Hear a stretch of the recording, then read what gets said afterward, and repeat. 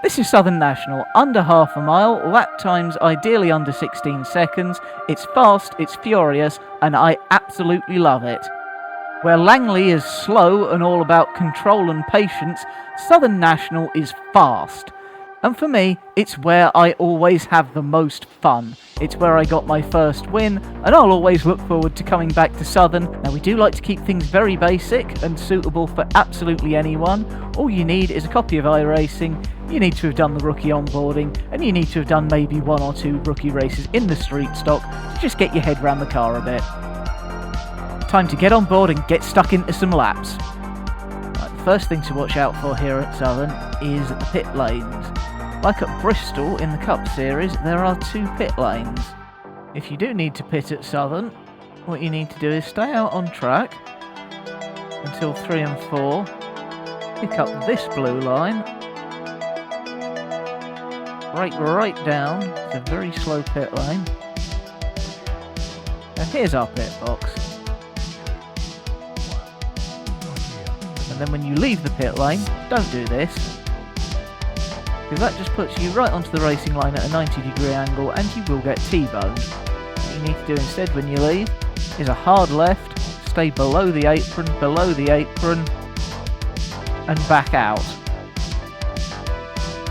Very, very difficult to just leave without dying here, unfortunately. And again, it can be very difficult not to get suckered by this second blue line, the second pit lane, and oh dear. Right, doing a recce of the track, we find no grass that will spin us. Your inside line is covered in rubber at various places, and particularly at night, it can be quite hard to see. Moving up into the middle lane, we have both this seam on the inside and the lane markings to keep us in it. For the third lane, lines on the road and the seam. Far outside is very narrow, and through the turns you really don't want to be up here if you can avoid it. However, it's crucial up the 2 short straights that you get comfortable with running as close as possible to the wall to get the best possible turn in down to the inside. As we start to wind the pace up, what we see is that the banking here is very, very steep, much steeper than the other 2 short tracks. Like Langley, it's a very short track.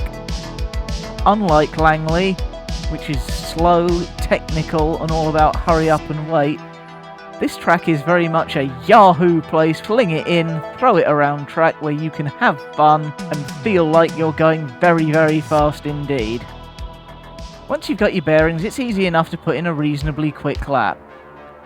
Outside to inside, get as low as possible in the turns, get on the power as early as possible, and you can put in a good lap. There we have a 15.6 without even really trying. That should be your first goal, to get it under 16 seconds. And there, in no time at all, we've managed to get it down to a 15.03, just with lifting and coasting, turning in hard, getting back on the power as early as possible. However, we're going to do a run of about 15 laps like this, and we're going to find that there's a serious downside to running with no brake and just lifting and coasting. Notice that unlike USA and Langley, once it's time for me to get back on the power, there's no messing around with straightening the old steering wheel out. There's no gentle unwinding. The banking is such that as long as you're on the right line, and no matter how much angle you're putting into the wheel, you can just stamp and go.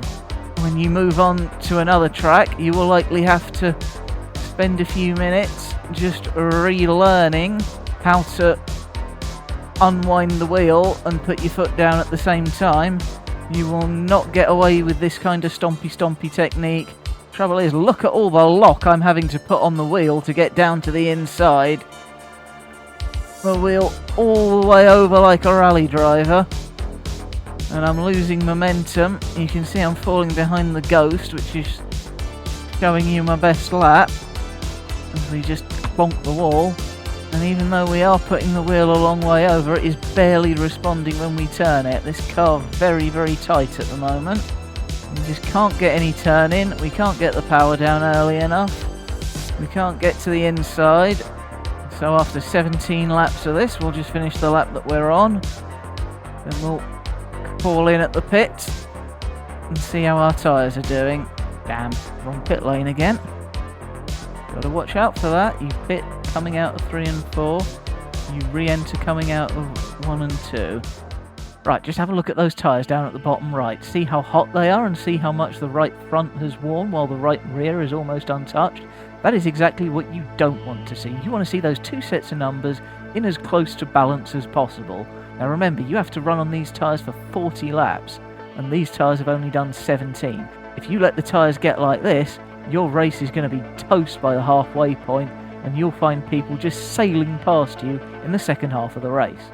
Right, fresh set of boots. Let's get out there and see what we can do about that lap time. Our best so far is a 15.3.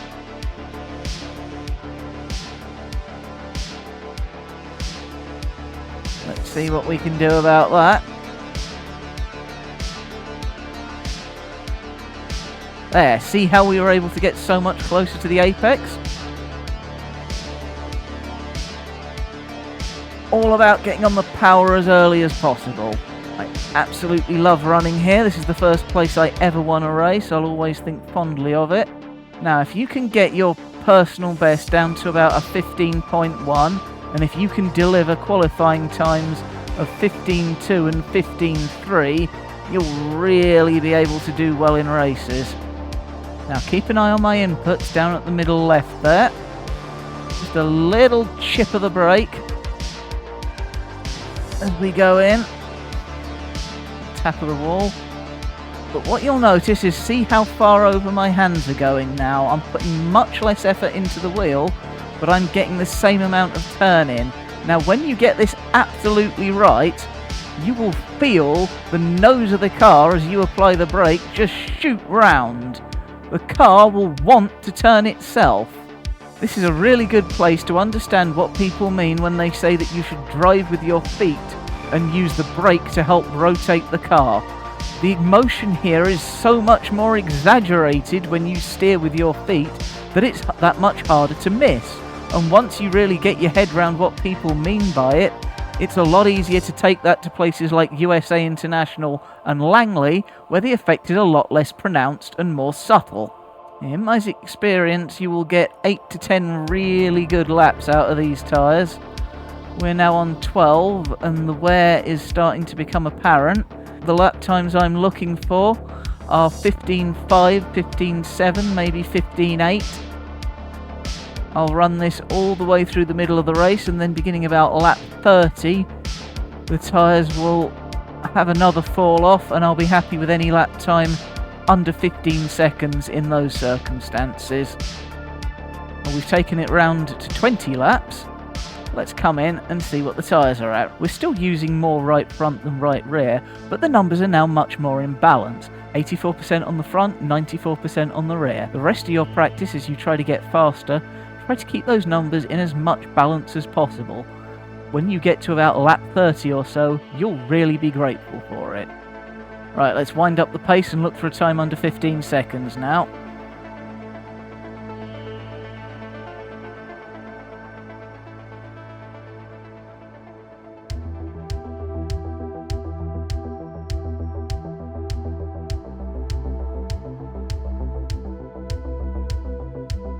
There we go, that's our first 15.1. There's still another 10th and a half in this.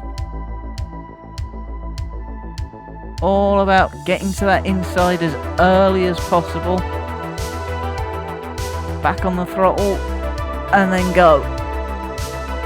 Just a little bit too much. That is, I think, the major mistake that you'll make round here as you push for lap time.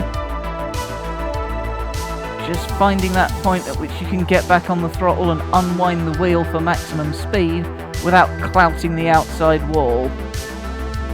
Right, as I keep pushing for that 15 second flat time, I've turned off the Delta bar, I've turned off the ghost car. I feel that they're just distracting me. I just want to focus on putting good laps in, just driving 15.1s, 15.2s. That's the way to really improve, is just go out there and go, okay, I'm going to drive a 15.1, a 15.2, whatever your pace is, and you will find that without even trying, you'll improve.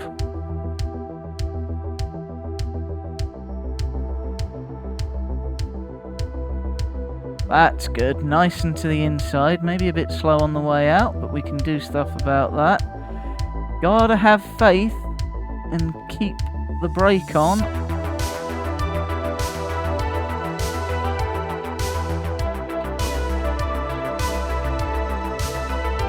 And there we see it is still possible to get on the power just a little bit too early and spin the car around.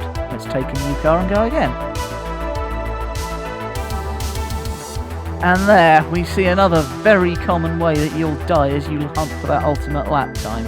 It's very easy to just get a bit too far over, knock your inside tyre on the apron, and round you'll go. New car, new tyres, let's see what we can do.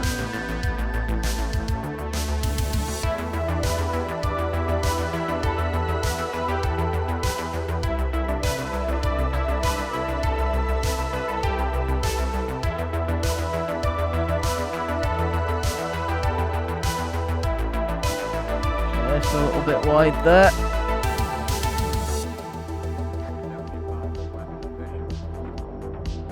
There you go, there's your 15 flat, and we know there's yet more time in there to come. Very easy to get suckered by the rubber into thinking you're down at the inside when you're not. It's very easy to get suckered by the blue pit entry line into thinking you're okay when you're not. You might consider taking those blue lines away and doing without them for this race. After all, if you're going well, you shouldn't need them.